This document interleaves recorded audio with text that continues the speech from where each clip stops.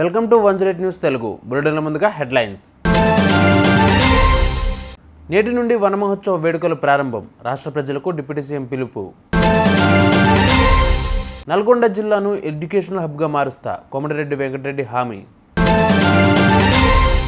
ఇకపై తెలుగు రాష్ట్రాల్లో తెలుగులోనే మాట్లాడాలి. మాజీ ఉపరాష్ట్రపతి వెంకయ్యనాయుడు శాసనం. క్లిష్టమైన పరిస్థితుల్లో తెలుగు భాష పరిస్థితి. ఉప ముఖ్యమంత్రి పవన్ కళ్యాణ్ ఆందోళన.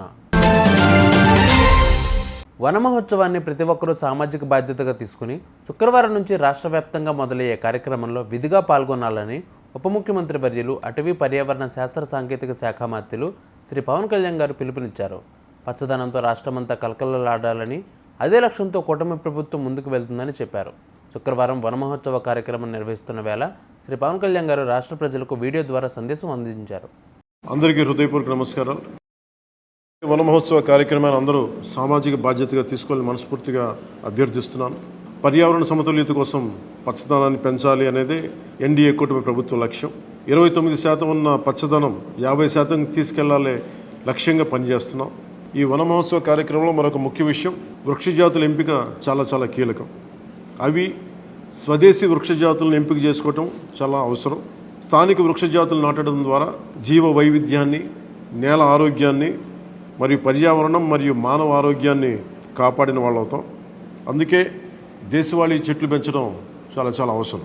మన దేశ భూ వాతావరణ జీవ వైవిధ్యాన్ని ముప్పు కలిగించే అన్య దేశ జాతుల్ని నాటడం మనందరం మానుకోవాలి.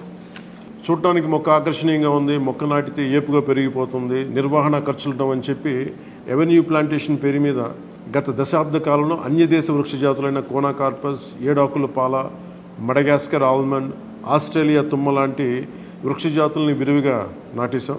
వీటి మూలంగా పర్యావరణానికి ప్రయోజనం కంటే కూడా ఆరోగ్యం మీద, భూగర్భ జల సంపద మీద చాలా తీవ్ర ప్రభావం చూపుతూ ఉంది. అందరూ ఆ ప్రాంత జీవ వైవిధ్యాన్ని పెంపొందించే స్వదేశీ జాతులను మాత్రమే నాటాలి అనేది ఏ దేశపు వృక్ష శాస్త్రజ్ఞుల్ని అడిగినా చెప్పే మాట ఇది. కానీ ఆ వాస్తవాన్ని విస్మరించి విదేశీయ మొక్కల మోసుతో రాష్ట్రమంతటా కోనాకార్పస్తో నింపేశారు. కోనాకార్పస్ అసలు మొదట పరిచయం చేసిన అరబ్ దేశాలే దాన్ని నిషేధించినాయి. ఎందుకంటే దాని దుష్ప్రభావాలను గుర్తించిన వెంటనే నిషేధించారు, తీసేశారు. మన దేశంలో తెలంగాణ, గుజరాత్, కర్ణాటక, అస్సాం ప్రభుత్వాలు కూడా వీటిని నిషేధించినాయి. ఈ కోనాకార్పస్ లాంటి విదేశ వృక్ష జాతుల మూలంగా జరిగే అనర్థాలు చాలా ఉన్నాయి. అవి ముఖ్యంగా మన భూగర్భ జల సంపదను హరించి వేస్తాయి, శ్వాస సంబంధ ఆరోగ్య సమస్యలకి కారణమవుతున్నాయి. కోనాకార్పస్ ఎలాంటి వృక్ష జాతి అంటే పశువులు తినవు, పక్షులు గూడు పెట్టవు, కనీసం పక్షులు కూడా వాలవు. చెట్టుని చేమని ఆధారంగా చేసుకుని బతికే క్రిమికీటకాలు కూడా ఈ చెట్లు జోలికి రావు. పక్షులే దూరంగా ఉండే ఈ మొక్కల్ని మనం మోజులో పడి ఎందుకు వేయాలి అనేది కీలకమైన ప్రశ్న. అందుకే ప్రతి సంవత్సరం జూన్, జూలైతో మొదలై నవంబర్లోని కార్తీక సమారాధన వరకు కొనసాగే ఈ వన మహోత్సవ కార్యక్రమంలో మన స్వదేశీ జాతులైన జీవ ఇంధనంగా ఉపయోగపడే కానుగ, వేప, చింత, ఉసిరి, శ్రీగంధం, ఎర్రచందనం, రావి, మర్రి, రేల, దిరిసెన, సీత, అశోక, మారేడు, నేరేడు, దేవకాంచనం, తెల్లమద్ది, మామిడి, కదంబం, జమ్మి, వెలగ, సీతాఫలం ఇలాంటి ఇంకా ఎన్నో మన జాతుల మొక్కల్ని నాటాలని అందరినీ అభ్యర్థిస్తున్నాం, కోరుకుంటున్నాం. 29% ఉన్న మన పచ్చదనాన్ని 50% తీసుకెళ్లే లక్ష్యంగా చంద్రబాబు నాయుడు గారి నాయకత్వంలో కూటమి ప్రభుత్వం పనిచేస్తుంది. అందరం కలిసి పచ్చదనాన్ని పెంచుకుందాం, పర్యావరణాన్ని కాపాడుకుందామని తెలియజేసుకుంటూ జై హింద్. జిల్లా కేంద్రంలోని ప్రకాశం బజార్లో కోమటిరెడ్డి ప్రతీక్ మెమోరియల్ ఆధ్వర్యంలో మంత్రి కోమటిరెడ్డి శంకుస్థాపన కార్యక్రమం ఏర్పాటు చేశారు. ఆయన ప్రసంగిస్తూ, భువనగిరి ఎంపీగా ఉన్నప్పుడు మళ్ళీ నల్గొండకు వస్తానో రానో అనుకున్నా, మీ అందరి ఆశీర్వాదాలతో నల్గొండలో అత్యధిక మెజారిటీతో గెలిచాను. వచ్చే 4.5 ఏళ్ళు మీకు ఏ సమస్య ఉన్నా నేను ఉంటా అంటూ హామీ ఇచ్చారు. 10 ఏళ్ళు కాంగ్రెస్దే అధికారం అన్నారు. ఈ సందర్భంగా ఆయన మాట్లాడుతూ, నల్గొండను ఎడ్యుకేషన్ హబ్గా మార్చడమే తన లక్ష్యమని వెంకటరెడ్డి అన్నారు. జిల్లా కేంద్రంలోని ప్రకాశం బజార్లో కోమటిరెడ్డి ప్రతీక్ మెమోరియల్ ఆధ్వర్యంలో 3 కోట్లతో నిర్మించనున్న బొట్టుగూడ ప్రభుత్వ ఉన్నత పాఠశాల నూతన భవనానికి మంగళవారం ఆయన శంకుస్థాపన చేశారు. మళ్ళా భువనగిరిలో ఎంపీగా ఉంటే నేను అనుకున్నా, కానీ మళ్ళా మీరు ఎంతో ప్రేమతో ఆదరించి కష్టపడి మంచి మెజారిటీతో ఎమ్మెల్యేగా గెలిపించి కీలక పాత్ర పోషించే అవకాశం ఇచ్చిన మీకు తప్పకుండా ఈ వచ్చే 5 సంవత్సరాలు ఇంకా 4 సంవత్సరాలు ఆ తర్వాత 5 కూడా కాంగ్రెస్ వస్తుంది, ఏం అనుమానం లేదు. ఇక శాసనం అంటే రాళ్ళు రప్పలు కాదని అవి మన విలువలని మాజీ ఉపరాష్ట్రపతి ముప్పవరపు వెంకయ్యనాయుడు అన్నారు. వైఎస్ఆర్ కడప జిల్లా కల్లమల్లలో జరిగిన తెలుగు భాష దినోత్సవ వేడుకల్లో ఆయన ముఖ్య అతిథిగా పాల్గొన్నారు. ఈ సందర్భంగా ఆయన మాట్లాడుతూ తెలుగు భాష దినోత్సవం సందర్భంగా ఇక నుంచి తెలుగు వారందరూ మాతృభాషలోనే మాట్లాడతామనే ప్రతిజ్ఞ తీసుకోవాలని మాజీ ఉపరాష్ట్రపతి వెంకయ్యనాయుడు అన్నారు. రాష్ట్ర ప్రభుత్వాలు ఉత్తర ప్రత్యుత్తరాలను తెలుగులోనే ఉండే విధంగా చూసుకోవాలని కోరారు. న్యాయస్థానాల్లో కూడా వాదనలు తీర్పులను సైతం తెలుగులోనే ఉండాలని విజ్ఞప్తి చేశారు. శాసనాలంటే రాళ్ళు రప్పలు కాదు, మన భాషకు చెందిన గొప్పలు. అవి రాళ్ళు రప్పలు కాదు, మన భాషకు చెందిన గొప్పలు అనే విషయాన్ని గుర్తించాల్సి. ఈ విషయంలో తమిళనాడు మనం ఆదర్శంగా తీసుకోవాలి. వాళ్ళు వాళ్ళ భాషని, వాళ్ళ లిపిని, వాళ్ళ శాసనాలను చాలా జాగ్రత్తగా భద్రపరుచుకుంటారు. మనము తెలుగు వాళ్ళం అంత శ్రద్ధ తీసుకోవడం లేదు. దయచేసి తెలుగు వాళ్ళు కూడా అదేవిధంగా శ్రద్ధ తీసుకోవాల్సిన అవసరం ఉంది. ఉభయ రాష్ట్ర ప్రభుత్వాలు, తెలుగు ప్రభుత్వాలు, చంద్రబాబు నాయుడు గారు, అటు రేవంత్ రెడ్డి గారు చొరవ తీసుకొని ఈ భాషను ప్రోత్సహించాలా, ప్రభుత్వ ఉత్తర్వులు భాషలో ఇవ్వాలా. దాంతోపాటు ఇలాంటి శాసనాలు, పరిశోధనలు మరింతగా సాగించి మన యొక్క పాత వెలుగులు ఏతున్నాయో వాటన్నిటినీ బయటకు తీయాల్సిన అవసరం ఎంతో ఉంది. మన భాష యొక్క ప్రాచీనత విడుకోవాల్సిన అవసరం ఎంతో ఉంది. నేను మంత్రి అయిన తర్వాత తమిళనాడుకి ఇచ్చిన తెలుగు ఎందుకు ఇవ్వని చెప్పని ప్రభుత్వంలో మాట్లాడితే తెలుగు కూడా ప్రాచీన భాషగా గుర్తించారు. ఈ ప్రాచీన భాష అధ్యయన కేంద్రం మైసూరులో ఉంది.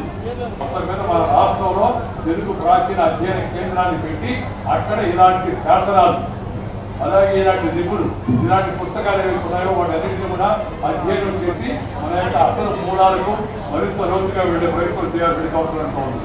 ఒక భాషను బట్టి జాతిని గుర్తిస్తారు. గత ప్రభుత్వం తీసుకున్న కొన్ని నిర్ణయాల వల్ల తెలుగు భాషకు అన్యాయం జరిగిందని ఉప ముఖ్యమంత్రి పవన్ కళ్యాణ్ అన్నారు. గురువారం నాడు విజయవాడలోని తుమ్మలపల్లి కళాక్షేత్రంలో తెలుగు భాష దినోత్సవ వేడుకల్లో ఘనంగా నిర్వహించారు. ఈ వేడుకలను ముఖ్యమంత్రి చంద్రబాబు, డిప్యూటీ సీఎం పవన్ కళ్యాణ్ గారు ప్రారంభించారు. గిడుగు రామ్మూర్తి పంతులు చిత్రపటాన్ని పూలమాల వేసి నివాళులర్పించారు. ఈ సందర్భంగా ప్రసంగించిన పవన్ కళ్యాణ్ తెలుగు భాష ఔన్నత్యాన్ని వివరించారు. ప్రస్తుత తెలుగు భాష పరిస్థితిపై ఆందోళన వ్యక్తం చేశారు. మాతృభాష గురించి మాట్లాడుకోవాలి అంటే మన భాష గురించి మాట్లాడుకోవాలంటే మన తెలుగు గురించి, మన మాతృభాష గురించి మాట్లాడుకోవాలంటే ఇంగ్లీష్ నేర్చుకోవడం తప్పేం కాదు. దాన్ని కూడా డెవలప్ చేసుకోవాలి. దాన్ని కూడా మనం నిర్లక్ష్యం చేయట్లేదనే దుస్థితికి మనందరం చేరిపోయాం. మన భాష గురించి, మన భాష మీద మక్కువ కానీ మమకారం కానీ చూపించడమే పాపం, నేరం అయిపోయింది. దానికి కారణం మనలోని భయం. అది గత ప్రభుత్వం కొన్ని నిర్ణయాలు తీసుకోవచ్చు. అంతకుముందు ఎవరైనా సరే, ఇట్స్ నాట్ అబౌట్ ఒక ప్రభుత్వానికి కాదు, కానీ ఏ ప్రభుత్వానికైనా సరే బాధ్యత ఆంగ్లం ఇది ఒక సమాజంలో ఉన్న సమస్య అంటే ఆంగ్లం మాట్లాడకపోతే తప్ప వాళ్ళకి ప్రతిభావంతులు కాదు, మేధస్సు లేదనే ఒక దుస్థితికి మనం అందరం ఒక ఆలోచన ధోరణి చేరిపోయింది. దీనిని కొన్ని దశాబ్దాలుగా ఒక్కొక్కరు బద్దలు కొడుతూ వచ్చారు. మనకి తెలుగు వ్యాకరణంగా నేర్చుకోవాలంటే బాగా బాధాకరమైంది ఏంటంటే, స్కూల్స్లో ఉన్నప్పుడు కానీ తెలుగు అధ్యాపకుల్ని వెటకారం చేయటం, సరైన తెలుగు మాట్లాడుతుంటే దాన్ని దానివల్ల ఏదో ఒక కామెడీ, ఒక వినోదం కలిగించే విధంగా ఉంది తప్ప నిజంగా తెలుగు భాష తాలూకు ఔన్నత్యం కానీ దాని గొప్పతనం కానీ అది చాలా పాపులర్ దీంట్లో తగ్గిస్తూ వచ్చాం. మనం అక్కడ మనందరం కూడా దీంట్లో బాధితులే. కేవలం పోయిన ప్రభుత్వం ఒక్కటే బాధ్యత కాదు, మనలో ప్రతి ఒక్కరికి మన భాషని గౌరవం చూపించాల్సిన బాధ్యత మనందరి మీద ఉంది. ఇది నిజంగా చాలా దుస్థితి. ఎన్నిసార్లు మాట్లాడుకున్నా మనం నిజంగా గిడుగు వెంకట రామ్మూర్తి గురించి, వారి గురించి ఎంతమందికి ఇప్పుడున్న వర్తమాన ఈ కంటెంపరీ గ్రూప్ తెలియకపోవచ్చు యువతకి. ఆయన గురించి చదివినప్పుడల్లా ఎంత కదిలిపోతుందంటే, అసలు ఉదాహరణ చెప్పాలంటే గిడుగు రామ్మూర్తి గారు అసలు తెలుగు పండితులు కాదు. ఆయన ఇంగ్లీష్ టీచర్. ఆయన హిస్టారియన్. అని విద్యార్థులకి హిస్టరీ ఆంగ్లం నేర్పించిన వ్యక్తి.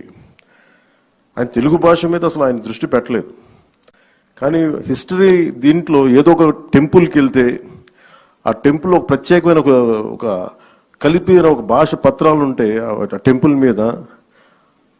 అది అర్థం చేసుకోవడానికి ఒక ప్రయత్నం చేసి అప్పుడు ఆయన చదివి దాని మీద అది దీన్ని మరుగైపోయిన భాష, ఇది ఎవరు చదవలేరు, దేవతల భాష అంటే అది కాదని చెప్పి ఆయన నేర్చుకొని ఆయన ఎక్కడో మన లండన్ నుంచి కొన్ని మ్యాగజైన్స్ ఇంపోర్ట్ చేసుకొని పర్లాకిమిడి మహారాజు వారి సహకారంతో అవన్నీ చదివి అలా ఆయన పరిశోధకుడు ఆయన. అలాగే గిడుగు వెంకట్రామూర్తి గురించి చెప్పాలంటే ఆయన మామూలు పోరాట యోధుడు కాదు. ఆయన ఏదో మనం కూర్చోబెట్టి మనకి తెలుగు భాషని ముందుకు తీసుకెళ్ళినోడే కాదు, ఆయన తెలుగు కోసం, తెలుగు జాతి కోసం పరితపించిపోయిన వ్యక్తి. చూసారుగా ఇవి వాళ్ళ బులెటిన్ అప్డేట్స్. మరిన్ని అప్డేట్స్తో మళ్ళీ మీ ముందుకు వస్తాను. అంతవరకు కీప్ వాచింగ్ 108 న్యూస్ తెలుగు.